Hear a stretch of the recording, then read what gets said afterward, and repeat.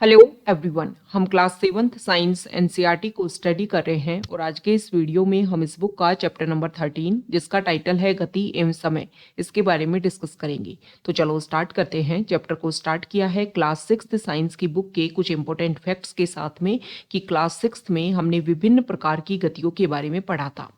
हमने ये पढ़ा था कि किसी वस्तु की गति किसी सरल रेखा के अनुदिश हो सकती है, वर्तुल अथवा वृत्ताकार गति हो सकती है अथवा आवर्ती गति हो सकती है। इसके बाद में इस चैप्टर में कुछ बेसिक बातें बताई हुई हैं कि मान लो दो वाहन जो हैं वो चल रहे हैं, तो आप कैसे बता सकते हो कि वो वाहन जो है कौन से वाहन की गति ज़्यादा है और कौन से की कम है। तो अगर दोनों वाहन एक ही दिशा में चल रहे हैं तो उनकी जो गति है उसमें हम कंपैरिजन करके बता सकते हैं कि कौन सा वाहन मंद है और कौन सा वाहन तीव्र है।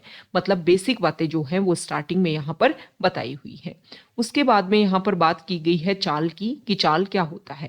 देखो, चाल की डेफिनेशन हमें पता होना चाहिए कि किसी वस्तु द्वारा एकांक समय में तय की गई दूरी को हम उस वस्तु की चाल कहते हैं। अगर हम चाल के फॉर्मूले की बात करें तो चाल इज इक्वल टू तय की गई कुल दूरी को अगर हम डिवाइड करें कि उस वस्तु ने या उस वाहन ने कितना समय लिया है उस दूरी को कंप्लीट करने में, तो दूरी को हम डिवाइड कर दे, भाग दे दे समय के साथ में, तो चाल जो है वो हमें मिल जाएगी। इसके बाद में कुछ इंपॉर्टेंट बात बोली गई है कि अगर यदि कोई वस्तु जो है वो सरल रेखा के अनुदिश गति कर रही है और समय के साथ में उसकी जो चाल है वो भी परिवर्तित हो रही है, तो इस प्रकार की जो चाल है उसको हम असमान बोल सकते हैं कि कभी कम कभी ज्यादा। लेकिन अगर कोई वस्तु जो है वो किसी सरल रेखा के अनुदिश नियत चाल से गति कर रही है तो इसको बोला जाता है एक समान गति, और अगर समय के साथ परिवर्तित हो रही है तो उसको बोला जाता है असमान गति। इसके बाद में बात की गई है समय की नाप की, कि समय जो है उसको हम कैसे मापते हैं। तो देखो, पहले घड़ी नहीं होती थी तो केवल जो है वो छाया को देख करके समय का अनुमान लगाया जाता था। समय होता क्या है?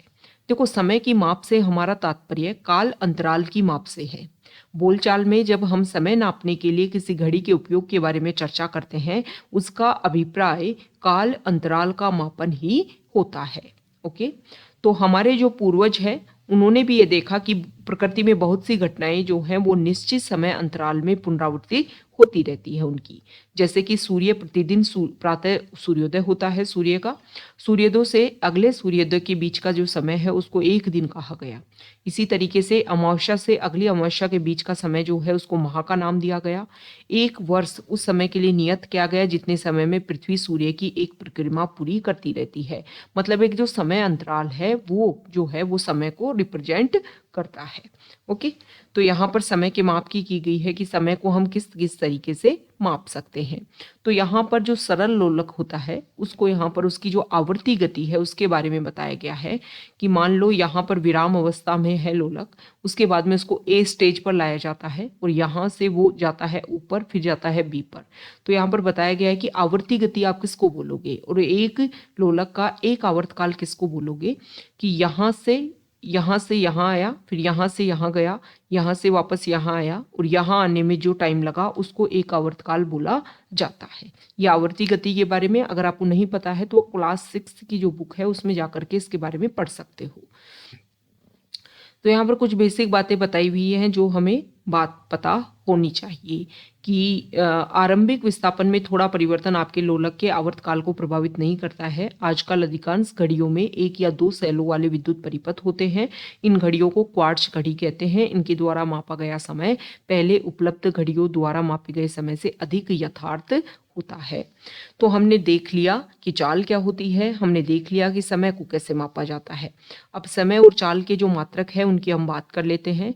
तो समय का मूल मात्रक होता है सेकंड, इसका प्रतीक है एस, स्मॉल एस। समय के बड़े मात्रक मिनट और घंटा है, और आप पहले ही जानते हैं कि ये मात्रक किस प्रकार एक दूसरे से संबंधित है। चाल जो है, चाल का भी हमने देखा कि दूरी बटे समय को हम क्या बोलते हैं, चाल बोलते हैं। तो चाल का मूल मात्रक क्या हो गया, मीटर अपॉन सेकेंड। ओके, और दूसरे मात्रक की अगर हम बात करें तो यहाँ पर मीटर इजकल टू मिनट और किलोमीटर इजकल टू आवर, इस तरीके से भी आप चाल को रिप्रेजेंट कर सकते हो। ओके, तो ये हमने कुछ बेसिक बातें देख ली हैं कि चाल क्या होती है। इसके बाद में यहाँ पर बताया गया है कि किस तरीके से जो गैलीलियो हैं उन्होंने जो एक आवर्त काल होता है उसके बारे में पता लगाया था। इसके बाद में यहाँ पर चाल मापना जो है उसके बारे में बताया गया है कि चाल को हम कैसे माप सकते हैं। तो यहाँ पर समय के साथ में जो है वो चाल जो है वो किस तरीके से गति की जा रही है किसी वस्तु के द्वारा, उसको जो है वो हम माप सकते हैं कि जितनी टोटल दूरी है, कितना समय लगा, उससे अगर हम समय से डिवाइड कर दें दूरी को तो चाल को मापा जा सकता है। अब यहाँ पर कुछ इंपॉर्टेंट फैक्ट्स है कि जैसे जैसे आपने बहुत बार माइक्रो सेकंड और नैनो सेकंड जैसे शब्द सुने होंगे, तो ये होते क्या है। माइक्रो सेकंड होता है सेकंड का 10 लाखवां भाग और नैनो सेकंड होता है सेकंड का 1 अरबवां भाग। मतलब बहुत ही छोटे अंतराल की जिन घड़ियों से मापा जा सकता है, मतलब सेकंड से भी बहुत स्मॉल पार्ट को, टाइम को अगर मापा जा सकता है तो उनको इससे रिप्रेजेंट किया जाता है। तो ये हमने सारी बातें डिस्कस कर ली। अब यहाँ पर दो इंपॉर्टेंट फैक्ट है। कई बार देखो इस तरीके से भी क्वेश्चन पूछ लेते हैं कि स्पीडोमीटर किसको मापता है। तो स्पीडोमीटर, जिसको चाल मापी भी कहते हैं, मतलब किसी वस्तु की, किसी वाहन की चाल को ये मापता है। बहुत बार आपने गाड़ी में इस तरीके से किलोमीटर पर आवर जो है वो लिखा देखा होगा। तो ये जो किलोमीटर पर आवर जो है इसे चाल मापी जाती है। इसके अलावा 1 मीटर और होता है गाड़ी में, और उस पर जो है दूरी किलोमीटर लिखी होती है उसको बोला जाता है ओडोमीटर। उससे पथ मापी, मतलब जो दूरी है, वाहन ने कितनी दूरी जो है वो डिस्टेंस तय कर ली है यहाँ पर, ये जो है ये तो है ओडोमीटर जिसको पथमापी बोलते हैं। और ये है चाल कि जो गाड़ी है वो किस चाल से चल रही है, 1 किलोमीटर जो है वो गाड़ी कितनी देर में तय कर पा रही है, उसको बोलते हैं चाल। ओके, तो ये बेसिक बातें हमने डिस्कस कर ली। ओडोमीटर और स्पीडोमीटर, ये दोनों बातें आपको पता होनी चाहिए। अब यहाँ पर ग्राफ बताया गया है कि किस तरीके से दूरी समय ग्राफ जो है वो आप बना सकते हो। तो आपके पास बेसिक डाटा है तो उनको आप यूज़ करते हुए इस तरीके से जो निर्देशांक हैं उनका यूज़ करते हुए आप ग्राफ को रिप्रेजेंट कर सकते हो। तो ये हमने चैप्टर नंबर 13 को कंप्लीट किया है। ज़्यादा इंपॉर्टेंट बातें नहीं हैं, कुछ एक दो इंपॉर्टेंट फैक्ट्स हैं जो हमारे लिए इंपॉर्टेंट हो जाती हैं। अब चैप्टर की समरी को हम देख लेते हैं। एकांक समय में किसी वस्तु द्वारा चली गई दूरी को उसकी चाल कहा जाता है। वस्तु की चाल यह निर्णय लेने में हमारी सहायता करती है कि कौन सी जो वस्तु है दूसरे से तेज चल रही है।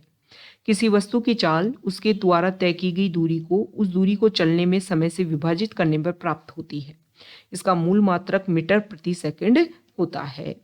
आवर्ती घटनाओं का उपयोग समय मापन में किया जाता है। लोलक की आवर्ती गति का उपयोग घड़ियों के बनाने में होता रहा है। ओके, वस्तुओं की गति को उनके दूरी समय ग्राफ द्वारा चित्रात्मक रूप में प्रस्तुत किया जा सकता है। नियत चाल से गति करने वाली वस्तु का दूरी समय ग्राफ एक सरल रेखा होता है। तो यह हमने चैप्टर कंप्लीट किया है जो हमारे लिए इम्पोर्टेंट है। कुछ बेसिक बातें हैं जो हमारे लिए इम्पोर्टेंट हो जाती हैं। तो अगर आप यहाँ तक आए हैं, वीडियो आपको अच्छा लगा है तो प्लीज़ वीडियो को लाइक कीजिए, शेयर कीजिए और चैनल को सब्सक्राइब कीजिए। Okay, thank you.